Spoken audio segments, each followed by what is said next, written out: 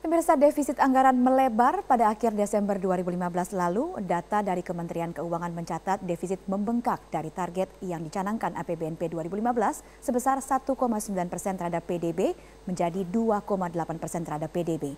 Pendapatan negara yang minim menjadi penyebab defisit. Tahun 2016, pemerintah harus bekerja ekstra keras untuk mencapai target-target yang sudah dicanangkan. Apalagi jika melihat pencapaian tahun 2015 yang tidak terlalu baik. Menteri Keuangan mengakui tahun 2015 sebagai tahun yang sulit karena ketidakpastian global yang tinggi, harga komoditas yang rendah, serta kondisi domestik yang menantang. Pendapatan negara mencapai Rp1.491,5 triliun atau 84,7% dari target. Pendapatan yang tidak mencapai target disebabkan rendahnya pencapaian penerimaan perpajakan sebesar 83% dari target, yakni sebesar Rp1.235,8 triliun. Pendapatan negara masih tertolong pendapatan negara bukan pajak yang mencapai 93% dari target. Menteri Keuangan menilai pencapaian tersebut sudah optimal. Terkait beberapa target yang meleset, Kementerian Keuangan beralasan turunnya pendapatan karena perlambatan pertumbuhan ekonomi yang memukul sektor industri dan sektor pertambangan.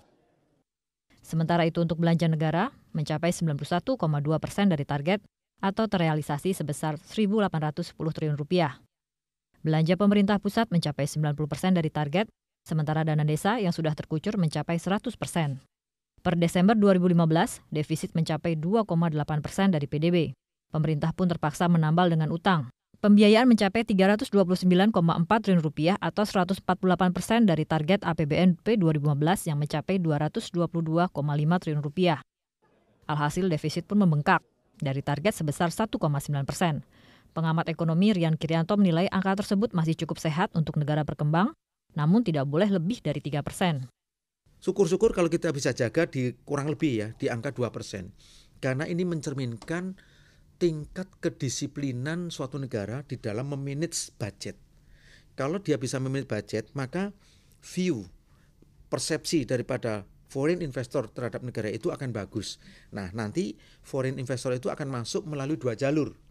Satu jalur yang namanya FDI, Foreign Direct Investment, yaitu melalui investasi langsung, dengan pintu masuknya adalah Badan Koordinasi Penanaman Modal.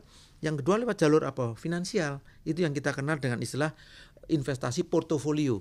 Sementara itu pemerintah memang memastikan belum akan merevisi penerimaan pajak dalam APBN 2016, tetap sebesar Rp1.368 triliun. Dengan kebijakan ekonomi yang sudah dilakukan pada tahun 2015, diharapkan semua target akan tercapai.